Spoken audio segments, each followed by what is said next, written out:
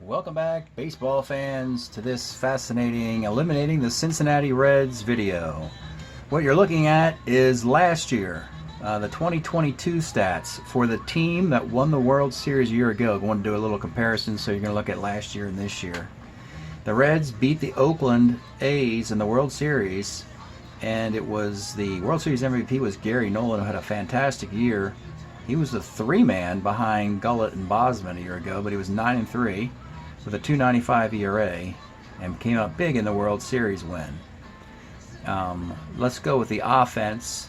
You know, all the big bangers, as you can imagine, with their big 70 cards most of the time.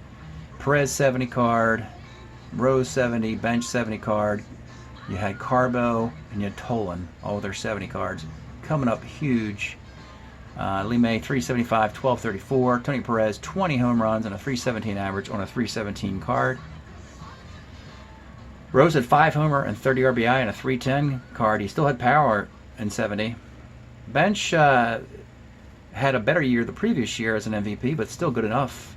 287 with 13 homers and 45 huge RBI. Tommy Helms came up big in the World Series with timely hits at 284. And then with the pitching, Clay Carroll was untouchable in the regular season. Was good enough in the postseason. Got 13 saves. Nice ERA there. Nolan, of course, big year. Gullett, good enough year. Dick Bosman did enough to survive in the World Series after a really subpar regular season. And that is a look at your 22 Reds. And so now, here's what the 23 Reds look like. So, and the best thing you could say about your offense is that Gale Hopkins was a nice little import you brought in a designated hitter. That's not saying a lot. He did have a fantastic little performance here, Gale Hopkins, as your designated hitter. But Rose is down to 275 with his MVP card of 73. Of course, no homers and just 10 RBI. Bobby Tolan gets 6 stolen bases. Bench, the big drop off, 266 with just 8 dingers. Lee May dropped over 100 points in his batting average with 8 dingers. Tony Perez, terrible year, 248, only 4 homer and a staggering 9 RBI for a season. Wow. Concepcion's average was down, but his production was pretty good. He had 7 homer and 21 RBI, but the batting average wasn't there. Geronimo, first year with the Reds in center field, taking over Tolan's spot, was okay at best. Tommy Helms struggled. They could use some more pop out of second base.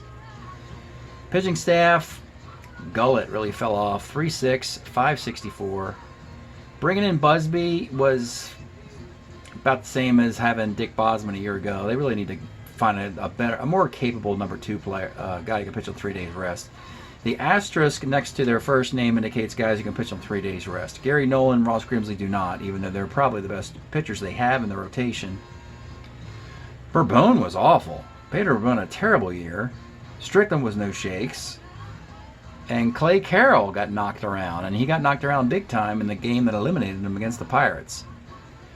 15-19 is what it adds up to, as every team in this division reloaded except for the Reds. They got worse. The Cards, the Cubs, Pirates all got better. And it shows it's a World Series hangover. You're allowed that. When you win the World Series, you're allowed to falter the following year. Don't worry, folks. It's the Big Red Machine. They'll be back a little bit later in this decade, maybe even next year. Negative 24 game differential. That is staggering. But you had a bullseye on you. The big problem, though, is that the Pete Rose card, the Bobby Tolan card, the Johnny Bench card, the Lee May card, the Tony Perez card, they all got worse. Makes sense. They just got a little worse, all those cards.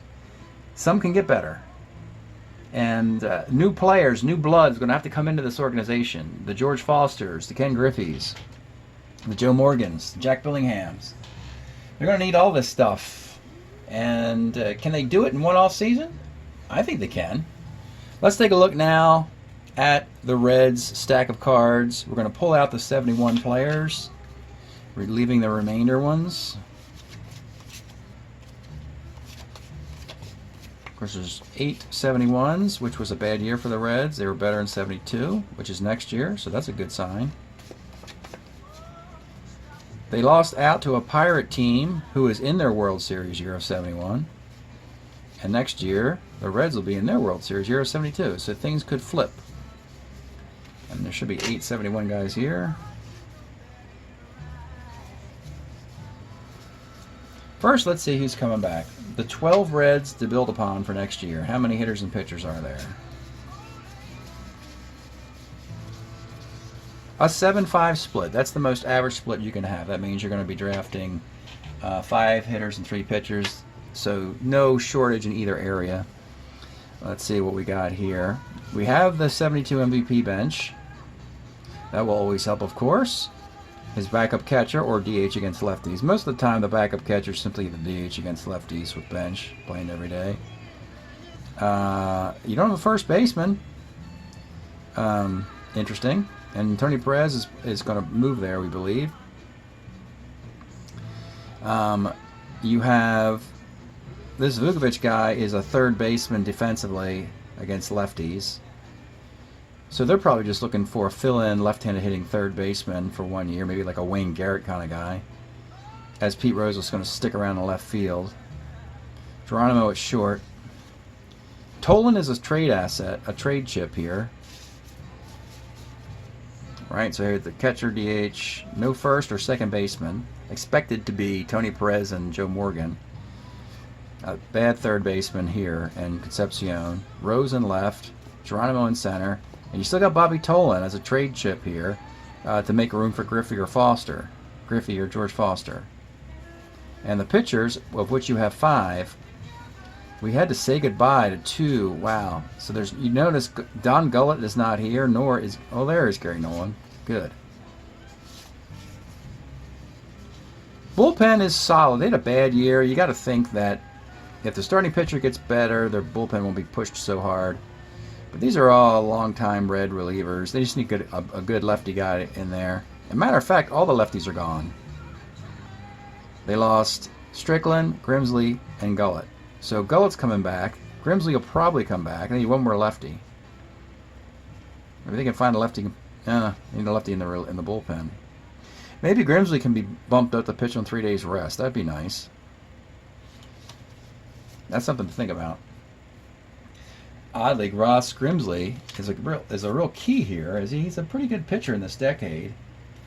Would pitch for Baltimore, pitch for the Expos. So let's see. Here are those 8 guys. Let's see what the Reds do with these 8 guys moving forward. Okay, baseball fans, we're going to take a look at this huge offseason, probably the most significant offseason in this decade for one club, the Cincinnati Reds. We just saw they won a World Series 2 years ago, equivaling the 70 performance. Of course, in 70 they would lose to Baltimore, and this replay, they beat Oakland. And now we're approaching a year of 72 where they would have played Oakland and lost that World Series, and we're a few years away from their 75 World Series. But some 75 cards will be on the horizon for the Reds, which is great news for them. We're first going to look at Tommy Helms. We realize his time has come to be moved on. And hey, he got a World Series ring a year ago, and he played fantastic in that World Series. So that's good news for Tommy Helms, even if he has to move away. Here we are. It's over here in 71 at age 30. That was a Gold Glove, back-to-back Gold Glove years. People forget this. Gold Glove second baseman they moved on from at age 30. He goes to Houston. Has some nice years with Houston. You know, we have to give him a grade now, and he's a keeper. You keep this guy. He's that good. But we know he's going to be traded. So right now, Tommy Helms, you cannot put a guy this good on waivers. So he is worth a keeper, but we're going to definitely, he has to be traded, of course, and involved somehow in the Joe Morgan trade. All right, next player, interesting, was the DH, Gale Hopkins. Remember, there's no DH in this era, but in my league, we have full-time DHs in both leagues. So they selected an American leaguer, Gale Hopkins, to be the DH. He had a fine year, you just saw. Led the club in hitting in a platoon. Did a nice job. He was a White Sox and a Royal. Thought he might get a World Series ring in Cincinnati. Didn't happen with his 71 card. After that, for Gale, He's okay in 73. It's an average year. You can only put him on waivers if he has a card in 72 with Kansas City. Let's see if that card exists. We'll go to the roster sheet for the Kansas City Royals of 72 and look and see if Gail Hopkins' card was printed. Here is the 72. Not there. Kansas City extra player list. He's there. He qualifies for waivers. Good news for him. That'll put him on the radar of the league as he's on waivers, and actually that year probably won't be taken, 211, but the 73 year he's got some pop, a 380 on base, 728 OPS. His 73 card might be taken, so he goes on waivers. Next up, Lee May, another guy. Here we are, same situation. Later in this off season, we'll look more extensively at the big trades or trades that happened. He's got an Oriole hat here. But I'm not going to do the same exact trades when you know the results. I'm going to just do it the best I can with where players are, you know. So here we are again, just like Tommy Helms. There he is, Cincinnati to Houston. We're talking about a top 12 MVP pick in 71. He's an MVP pick for the Astros, so we'll be happy to get him. So he's considered a keeper at this point to be traded. He gets a keeper grade. Next up, Tony Perez. Now we know we knew this going in, that he would be stuck as a short with a short stick and have to play a 71 card when all the other players like bench struggled and they didn't want their 71 card. Perez had to play the entire year with a 71 year. Look at it. It's okay. Here he is. This is the card we played with, 764 OPS. You see, he clearly was better in 70 and 72, 3, you know. But he played with this card. It hurt the Reds, but he's going to come back in a big way with the Reds, at least with 72 or 3. Again, a no-brainer, Tony Perez. He is a keeper, and there's no trade next to him. And we're going to denote that he's got a 919 and 73, so that's his best year there. These are just notes I make for drafting purposes. Next guy, Jim Stewart. Now he will most likely not, even if he is associated with Cincinnati, he will not take up a valuable keeper spot for this team. He played for the Cubs and the Reds and the Astros. Also, notice this. Look at this. He might have been part of that trade. He probably was. I'm not going to look at it now. It's just too time consuming. But he goes also from the Reds to the Astros from 71 to 72. So he needs to get waivers in 72 with the Astros. Let's see if he has a card in 72. If not, he goes on the retired list. Astros. Not there. Astros up here in 72 extra players. Don't see him. Astro JLU, Gladding, Stinson, and York in 72. So he's going to be on the retired list because Strat-O-Matic does not print that card. Not in the first edition. Maybe in the reissue they did, but not in the first edition.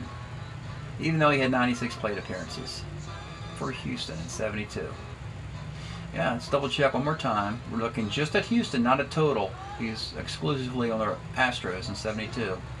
And here's the Astros sheet. Alou, Gladding, Stinson, York. And again, up here on Houston, Edwards, Howard. Oh! I overlooked him. There he is. He actually is there. I looked in outfield. I didn't look at infield. There he is. So there's Stewart, J. He's there for the Astros. My bad. Good news for Jim Stewart. He does not have to go in retirement, which helps our league. We want the fewest retired players as possible, so we have talent to draft with. So Stewart could play for anybody next year. He's going to be on waivers. Now the pitching, and this is probably more important than this stuff because we knew this stuff was going to happen anyway. But we got to make some big choices with this Red pitching staff, beginning with Don Gullett. We're going to miss the 71 card too. That's a shame. We got a World Series ring with it. Shouldn't complain. There it is. A great 71 of Don Gullett. Really want him to pitch on 3 days rest, and he can in either 73 or 74. So that is a no-brainer there. Not 72. Remember, says 72 you had a bad year. 73 or 74. Gullett is definitely keeper material for the Reds. 73 or 4.